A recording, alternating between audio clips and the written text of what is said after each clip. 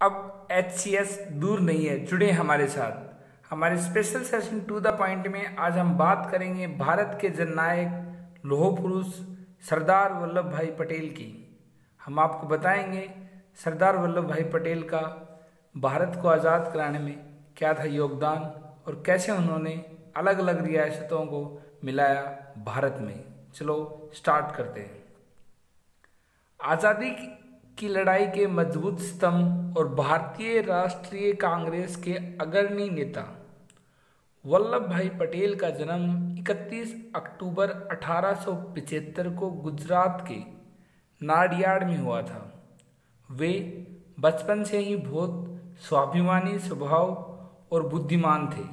हालांकि उनकी शुरुआती स्कूल शिक्षा में तमाम अड़चनें रही और उन्होंने 22 साल की उम्र में मैट्रिक परीक्षा पास की थी। आगे की पढ़ाई के लिए मन था कि वो इंग्लैंड जाकर वकालत की पढ़ाई करें, लेकिन पैसे की कमी के चलते वे तत्काल इंग्लैंड नहीं जा पाए। इसलिए उन्होंने भारत में कानून की डिग्री हासिल की और गोधरा में वकालत करने लगे। साथ ही वे अपनी उच्च शिक्षा के लिए धन भी जमा करते रहे। बाद में साल 1911 में वह लंदन गए तथा मिडिल टेम्पल इन संस्थान में वकालत की शिक्षा के लिए प्रवेश लिया। चूँकि पटेल बुद्धिमान थे, उन्होंने 36 महीने का पाठ्यक्रम महज 30 महीने में पूरा कर लिया और अपनी कक्षा में पहला स्थान हासिल किया। हम आपको बता दें, इंग्लैंड से लौटने के बाद वे अहमदाबाद में रहने लगे। वैसे तो पटेल शुरुआती दौर से ही सामाजिक कामों और आज़ादी की लड़ाई से जुड़े मसलों में रुचि लेते थे, लेकिन गांधी जी से प्रभावित होकर उन्होंने काफ़ी सक्रिय होकर राजनीतिक कामों में रुचि लेना शुरू कर दिया। आज़ादी की लड़ाई में सरदार पटेल का सबसे पहला और बड़ा योगदान साल 1918 में खेड़ा संघर्ष में देखने को मिला। उसके बाद खेड़ा आंदोलन में किसानों को संगठित करने का सरदार का अनुभव साल 1928 के बारदोली सत्याग्रह में काम आया। बारदोली सत्याग्रह के दौरान ही पटेल को सरदार की उपाधि मिली। ये अक्सर डिफरेंट एग्जाम में आता है कि पटेल को सरदार की उपाधि कब मिली। 1928 में मिली और बारदोली सत्याग्रह के दौरान मिली। हम आपको बता दें, लंदन गोलमेज